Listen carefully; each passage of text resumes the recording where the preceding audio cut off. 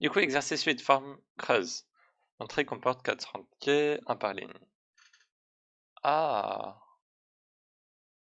j'ai des flashbacks de quand j'ai dû faire cet exercice pour la première fois et que c'était horrible. Du coup, une ligne de x, attends, comporte 4 entiers, le nombre de x de la ligne affichée, ok, on va faire nbx égale int input. Ah, non, non, non, non, non, attendez, si nbx, c'est ok, le nombre de lignes du rectangle de Sharp, ok, nb ligne, nb ligne rect, on va mettre, égale int input. Ici, on va mettre nb colonne rect, égale rect pour rectangle, hein, égale int input. Et à la fin, on va mettre, attends, c'est quoi? Le nombre de lignes du triangle, ok, nb ligne triangle égale int input. Du coup, au début, ça va être simple. Je réfléchis un peu quand même. Et en gros, attendez, vous devez afficher les 3 formes successivement avec une ligne blanche entre chaque forme, comme le montre l'objectif. Votre objectif doit être d'obtenir le code source le plus simple et clair possible en le décomposant en fonctions. Ok, du coup, premièrement, qu'est-ce qu'on va faire? On veut afficher une ligne. Du coup, on va faire une fonction afficher ligne qui va afficher la ligne. Et du coup, nb caractère for i in range. Ça, on l'a fait dans les exercices avant, hein. On affiche juste le caractère nb caractère fois. Du coup, au début, ça va être un x. À la fin, il n'y aura rien. Et on va juste faire un retour à la ligne ici. Idéalement, le caractère, faudrait le mettre en entrée de la fonction, mais c'est pas grave. On est dans un exercice. Et du coup, là, on va faire afficher ligne nbx. Ok, on affiche notre ligne avec des x, c'est génial. Maintenant, il faut afficher un rectangle. Tac.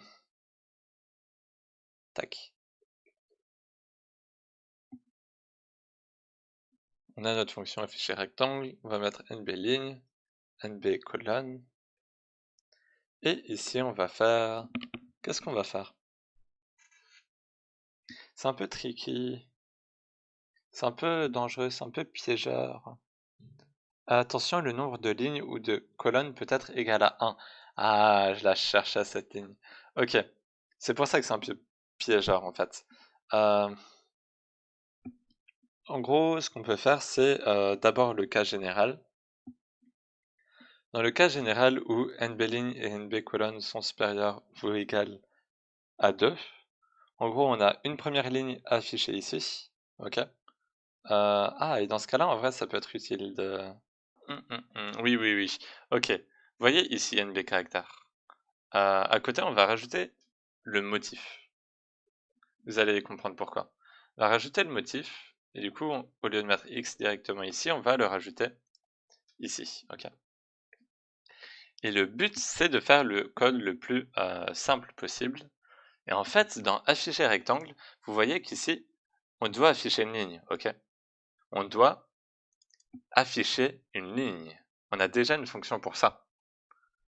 Du coup, là, on va juste appeler cette fonction ici. Et on va mettre nb colonne avec du coup le motif à la fin. Le motif, c'est un dièse ici. Et imaginons que notre rectangle, il ait que 2 lignes. En gros, ce serait un truc comme ça. Ok. Maintenant, s'il a plus de 2 lignes, notre rectangle, il est creux. Du coup, on doit faire d'abord afficher un dièse, ensuite afficher plein d'espaces et ensuite afficher un autre dièse.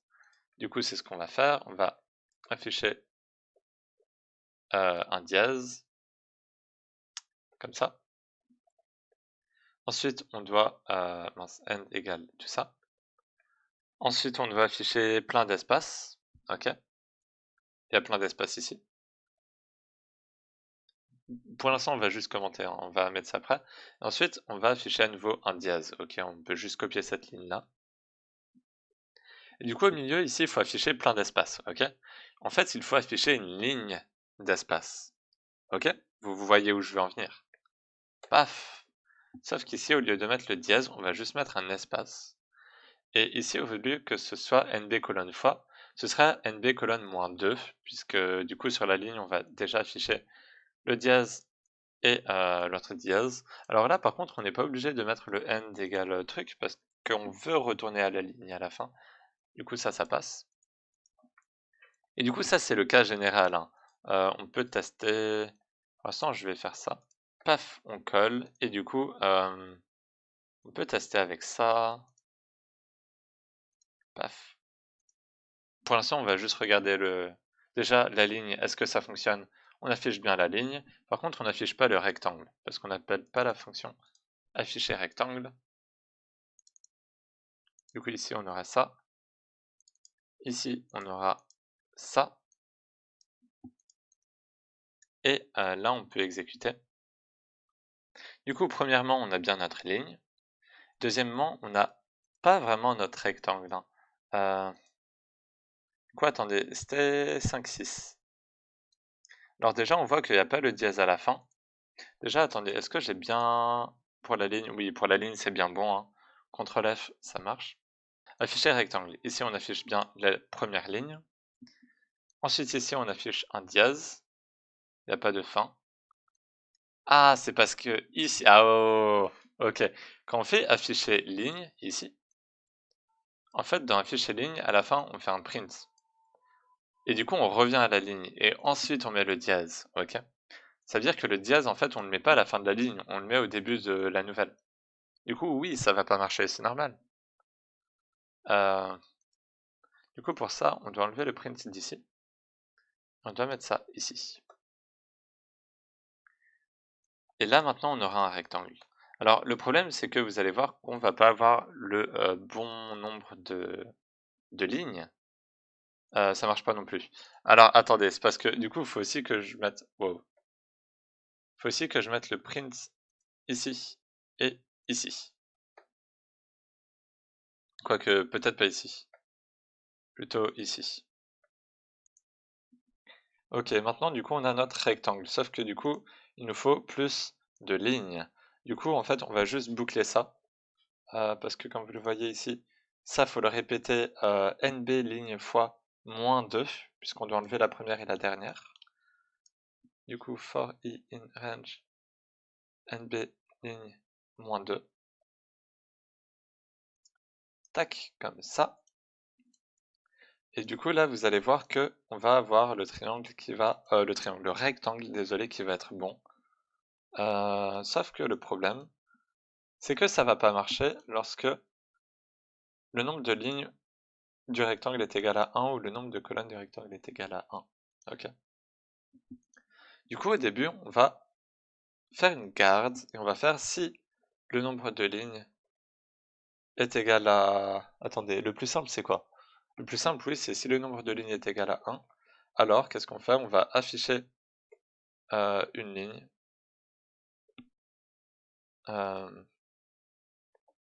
Du coup, on va mettre nb colonne fois des caractères. Et on va mettre le motif, qui est un dièse.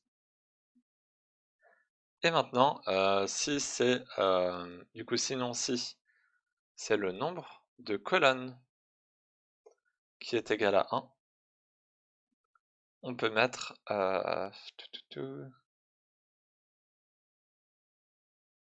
for i in range nb colonne. Du coup là d'ailleurs on a une fonction afficher ligne, on peut faire une fonction afficher colonne, hein, où en gros on répète juste ça, on fait un copier-coller. Et ici on enlève ça, on met nb, on va déjà appeler la fonction nb plutôt afficher colonne. NB caractère, ouais, NB caractère ça va. print motif, ok. Et du coup là on va appeler la fonction afficher colonne. On va mettre nb ligne du coup. Et on va mettre le dièse du coup, comme à chaque fois. nb colonne, vous voyez que s'il y a une erreur, paf, c'est bon, c'est réglé. Et du coup, sinon, on exécute tout ça. Et voilà! Ce que vous pouvez aussi faire, tout à l'heure je vous ai parlé de garde. En gros, ce que vous pouvez faire, c'est ici vous pouvez mettre un return, et ici vous pouvez mettre un return. Comme ça évite d'indenter tout ça en fait. Et du coup, ça on sait que c'est le cas par défaut, entre guillemets. Et que ça c'est des conditions spéciales en fait. Mais bon, on s'en fout. Enfin, on s'en fout. Tout marche. Ça dépend de ce que vous voulez faire. Avec un L, si on peut comprendre aussi. Hein. Comme ça. Ok. Du coup, on a notre rectangle. Et notre rectangle, il marche. Ça, c'est cool. Il n'y a pas besoin de tester, hein, je suis sûr. Au pire, vous allez voir dans résoudre hein, quand on va essayer.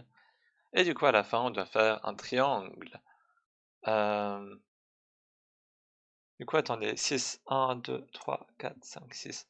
Le triangle est assez chiant. Enfin, chiant. Je sais que moi, ça m'avait beaucoup pris la tête. Et en vrai, maintenant, ça va. Je suis de retour, plus fort que jamais.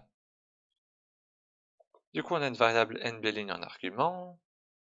Au tout début, vous voyez ici qu'on va afficher qu'un seul arrobase. On va afficher le arrobase.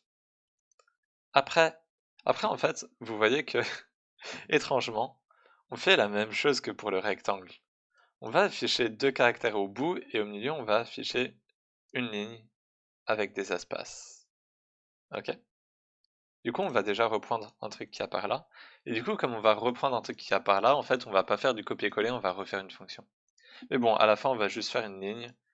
Du coup, on peut directement appeler afficher ligne. C'est nb caractère, du coup nb ligne, avec le motif arrobase. Du coup, ici, on va devoir mettre un truc.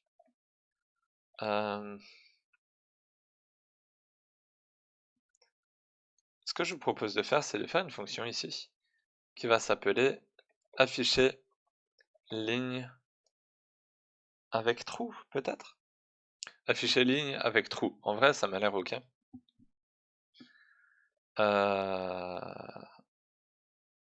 Enfin, le nom est un peu bizarre, hein. Avec trou, ça fait vraiment un peu bizarre. Mais ok, afficher ligne avec trou. Et le but de cette fonction, ça va être de prendre déjà un motif en entrée. Ça va être le motif qu'on va afficher au début et à la fin. Du coup, au début, on va afficher une fois le motif. End égale ça. À la fin, wow. Attention, il ne faut pas afficher motif entre guillemets parce que sinon ça va être une chaîne de caractères. Il faut afficher le contenu du motif, de la variable motif, du coup comme ça. Paf, du coup, un au début, un à la fin. Au milieu, on va afficher une ligne nb colonne -2, du coup on va mettre ici nb caractère. Du coup, nb colonne, on va la remplacer par nb caractère. Là, en gros, on affiche la ligne remplie d'espace, ok? Tout ce qui est ici, ou ici dans ce cas-là. Et bah, du coup, c'est tout. Hein. Et du coup, là, on va juste aller dans un fichier rectangle, et on va remplacer ça. On va afficher une ligne avec des trous. nb caractère, ça va être nb colonne. Tac. Et le motif, ça va être un dièse. Et à la fin, on va revenir à la ligne. Pas oublier ça. Bam. Et du coup, comme ça, c'est bon. On a réduit la taille de afficher rectangle. Et on va réutiliser cette fonction dans le afficher triangle. Du coup, tout va bien. Du coup, là, on va juste faire un for i in range. On va du coup boucler nb ligne moins 2 fois. Parce qu'en gros, vous voyez que une ligne, enfin du coup là déjà, il doit y avoir 6 lignes. une ligne, 2 lignes, 3 lignes, 4 lignes, 5 lignes, 6 lignes, ok? La première ligne, on l'affiche ici. La dernière ligne, on l'affiche avec afficher ligne. Du coup, 6 moins 2, NB ligne moins 2, c'est ça qu'on fait, ok? Tout ce qui est ici, en gros, ça va être affiché par ce qu'on va faire maintenant. Et du coup, à chaque fois, cette fois-ci, du coup, vous voyez que c'est pas exactement la même ligne à chaque fois, et du coup, on va prendre en compte la variable i, et on va faire un afficher ligne avec true. Du coup, le nombre de caractères, ça va être i, puisque... non, c'est pas i, c'est i plus 2. Parce que ici, sur cette ligne, il y a 2 arrobases, du coup, ça fait 2 caractères. Ici, il y a 2 arrobases plus un espace, etc., etc. Et du coup, bah en fait, c'est bon, hein. En fait, c'est bon, c'est tout. On a fini. Non, on a juste, à la fin ici, on doit appeler cette fonction. Et à la fin, on revient... On n'a même pas à revenir à la ligne. Et c'est fini. On peut tester ça maintenant. Soumettre. Oh, ça marche pas. Afficher ligne avec true. Il manque du coup un argument positionnel, motif. Ok, on a oublié le motif lorsqu'on a appelé cette fonction. Et oui, en effet, on a oublié le arrobase ici. On va recopier, on va recoller, on va soumettre. Ah! Oui, là, on a oublié de revenir à la ligne, du coup. C'est un problème qu'on peut avoir. Du coup, là, on est bien revenu à la ligne. Ici, on n'a pas besoin de revenir. C'est ici qu'on doit revenir à la ligne, par contre. Ouais, et ici, on est bien revenu dans le rectangle. C'est pour ça que ça marche. Paf! On renvoie. Et maintenant, ça marche! Et comme vous le voyez, on n'a pas vraiment de répétition, hein. Il y a quelques prints qui arrivent plusieurs fois. Enfin, c'est normal, en fait. Et ouais, du coup, c'est assez cool. Et je vous avoue qu'avant de venir sur cet exercice, j'ai vu ce que j'avais fait avant. Et je vous propose qu'on regarde. Déjà, vous voyez que j'ai énormément d'erreurs. Et comment dire? Si vous aussi, vous faites de la programmation, laissez pas les erreurs vous décourager parce que c'est vraiment en ayant des erreurs, en pratiquant, etc., que vous allez y arriver. Vous savez, genre, moi au début, c'était, bon là c'est du C++, mais mon programme dépassait la limite de temps. Il dépassait la limite de temps. Enfin bref. Et le dernier, du coup, celui qui a réussi en C++, ça ressemblait à ça, c'était un peu dégueulasse. Et en Python, j'avais ça. J'avais une fonction qui s'appelait A1 avec NBA, NBX, NB1, NB2, NBA. Enfin bref, c'est pas propre. Je sais même pas comment ça marche ce truc. Ok, c'était très mauvais, ne faites pas ça. Euh, mais comme quoi tout le monde s'améliore et que même si aujourd'hui vous avez un peu de mal, si vous continuez, ça va aller. Du coup, exercice 9, convertisseur d'unité. Du coup, c'est le dernier exercice. Je sais pas du tout depuis combien de temps je programme, mais ça fait depuis au moins 1 heure, je sens. Écrivez un programme qui convertit des valeurs du système métrique en valeurs du système de mesure américain. Qui utilise ça de toute façon? Ok, on fournit des mesures à votre programme en mètres, grammes, degrés Celsius, et vous devez les convertir respectivement en pieds, livres et degrés Fahrenheit. Voici les règles. On vous donne sur la première ligne le nombre de conversions à effectuer. Ok, NB conversion égale int input. Puis sur les lignes suivantes, la valeur à convertir est son unité en mètres, grammes ou Celsius, avec une espace entre les deux. Ok, je réfléchis un peu. Ok, ça va.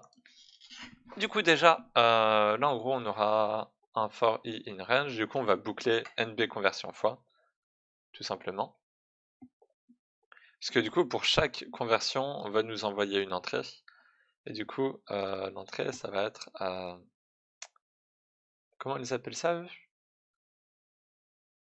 nanana, des valeurs du système métrique. Valeur métrique, du coup, on va mettre égale int. Ah, c'est pas forcément un entier, hein. Vous voyez qu'ici, il y a un nombre à virgule, par exemple, ici aussi. Du coup, c'est juste input, en fait. Du coup, on a notre valeur métrique. Et ensuite, ah, en plus, il y a les mesures à côté. Du coup, j'ai oublié, mais je crois que c'est un point split. C'est forcément un point split. On va faire un truc. Entrée égale input plutôt. Point split. Et du coup, on va séparer avec un espace. Du coup, entrée, ce sera un tableau. Le premier élément, ce sera la première valeur. Le deuxième élément, ce sera mètre, gramme ou Celsius. Tac. Déjà, en gros, à quoi ressemblerait notre programme? Notre programme, il ressemblerait à si entrée 1 égale m. Du coup, si on a des mètres, alors on a print mètres, ou plutôt, si on écrit en anglais, ce serait meters to pounds? Non, to pied, merde. Ok, mètre en pied, ou mètre vers pied. Oh! Mètre vers pied, voilà, ça c'est un bon nom. Du coup, en gros, ici, on va mettre entrée 0. Ok. Pour l'instant, on n'a pas les fonctions, hein, mais ce qui est cool, ce que j'aime beaucoup en écrivant les choses comme ça, c'est que on sait ce qu'on fait. Du coup, si ici on a à la place de m, on a un g, ce sera des grammes vers c'est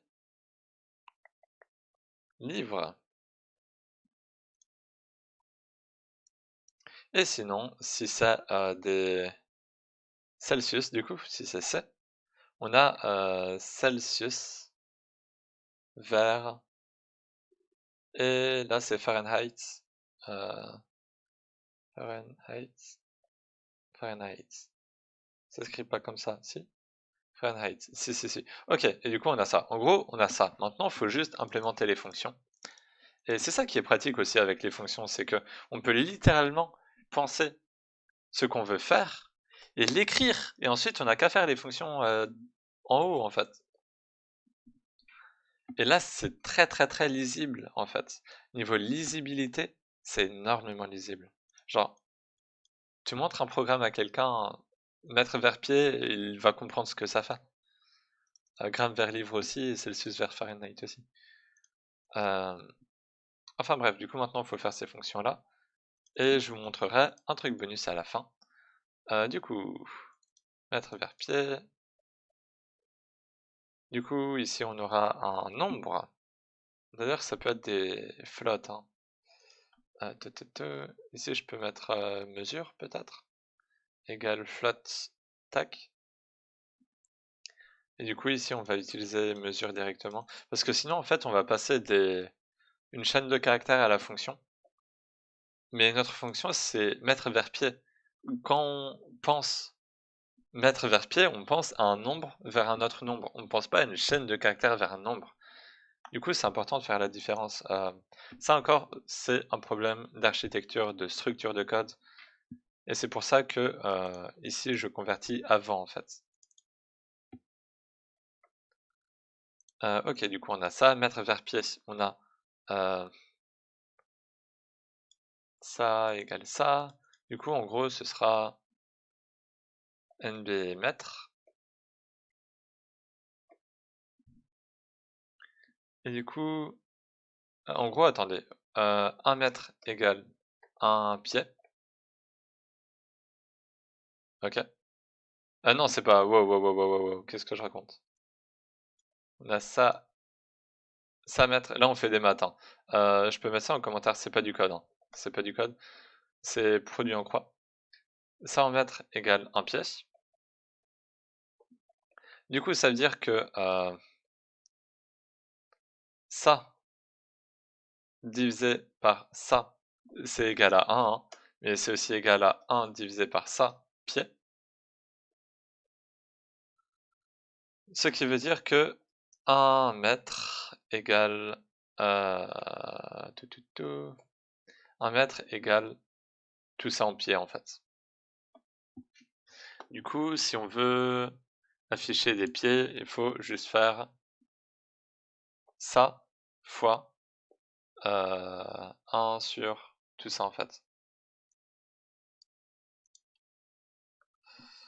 Ok. Et il faut mettre un point en programmation pour les nombres à virgule du coup. Faut pas oublier ça. C'est à cause des anglais encore. Non, c'est juste parce qu'on est français et qu'on est les seuls à mettre des virgules pour des nombres à virgule en fait. Ok. Du coup, on a la conversion mètre vers pied. Maintenant, il nous faut la conversion gramme vers livre. Du coup, là, ça va être exactement la même chose, sauf que ce sera gramme vers livre. On aura NB gramme ici. Et on aura NB gramme fois 1 divisé par copier-coller. Et on remplace la virgule par un point. Ok. Là, du coup, c'est la même logique hein, pour les maths. Y a pas... Ah non, non, non, non, c'est pas la même logique. C'est parce que, ok. Au début, on a des mètres, après, on a des pieds. Sauf que ici, on a 1 gramme qu'on convertit en livres. Du coup, il n'y a pas le 1 divisé. C'est comme ça. Ok, vous comprenez pourquoi. Si on a 5 grammes, à gauche, on fait x5, 5 grammes. À droite, on fait x5, ça fait ça, en fait. Et c'est bon, du coup. Et à la fin, du coup, température en degrés Fahrenheit. Ok. Du coup, on a Celsius vers Fahrenheit. NB Celsius. Et du coup, température Fahrenheit égale 32 plus 1,8 fois... Enfin, du coup, 0.8, attention, c'est 1,8 fois NB Celsius, mais je dis virgule parce que dans la tête, c'est virgule, hein, évidemment. Et normalement, c'est censé marcher, hein, et c'est aussi bête que ça. Paf. Soumettre. J'aurais peut-être une erreur, évidemment. Pour la valeur numéro 1, l'unité indiquée est différente de l'unité attendue. Ah, bah oui. Oh, j'ai oublié un truc. Parce que du coup, à la fin, il faut afficher P, L, F, L. Du coup, l'unité, en fait. Du coup, on va l'afficher ici. Du coup, les mètres, ça va devenir des pieds. Les grammes, ça va devenir des livres. Avec un espace avant. Faut pas oublier l'espace. Il y a un espace entre les nombres et... Ouais, ok. Et ensuite, ici, c'est Fahrenheit avec un F. Et du coup, là, c'est bon. Et voilà, ça marche. Type structuré. Lorsqu'on a beaucoup de données, il peut s'avérer intéressant de les regrouper sous un seul nom. Non. Non. Ils introduisent les classes. Alors, les classes, après les fonctions, c'est le deuxième truc le plus important. Enfin, tout ce qui était avant, c'était important du coup, mais... Non. Ok, alors, je vais pas vous expliquer ce que c'est une classe tout de suite. Parce que c'est tellement gros, c'est tellement long à expliquer. Il y a tellement de choses sur les classes à expliquer que je peux pas vous expliquer comme ça en fait. Là, Francioi vous donne, comment dire, simple enregistrement, vous donne une explication assez simple et rapide.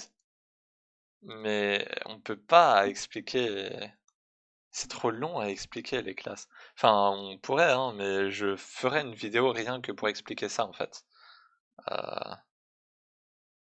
Donc bon, je vais m'arrêter là du coup.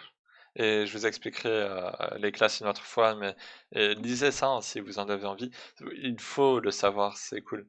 Je sais pas si au lycée, en vrai au lycée vous devez pas trop en avoir besoin. Mais les classes c'est très important. Si vous voulez faire de la programmation de manière professionnelle ou dans une école ou dédiée à la programmation, hein, vous devez savoir ce que c'est une classe. Enfin bref, du coup, merci à tous d'avoir regardé. On a enfin fini le chapitre 4 de France IOI du niveau 2 du coup. Et à voir si on fait le reste. Alors le reste, en Python, bonne question. Le reste, je l'ai fait en C++, hein. Par exemple, on peut regarder ici. Il y a même un exercice que j'ai pas fait. Vous voyez qu'ici, c'est marqué terminé en C++. Pouf, vous avez résolution de problème. Ah, vous l'avez pas? Code 1, si vous l'avez. C'était aussi simple que ça? Alors, je ne veux pas vous quitter sur quelque chose d'aussi simple. Euh, Est-ce qu'on n'aurait pas un truc compliqué pour montrer à quel point je suis fort et incroyable? Récursivité avancée. Ah, ça c'est bien. C'est quoi ça? Ah, ça c'est lié aux fonctions d'ailleurs, la récursivité. La récursivité, c'est assez marrant. Mais en gros, c'est quand votre fonction va s'appeler elle-même. Alors, il y a des conditions à faire, mais c'est assez intéressant. Et mon code est dégueulasse, mais ouais, non, j'ai honte. On va arrêter de regarder. Merci à tous d'avoir regardé, c'est Prox, bye bye!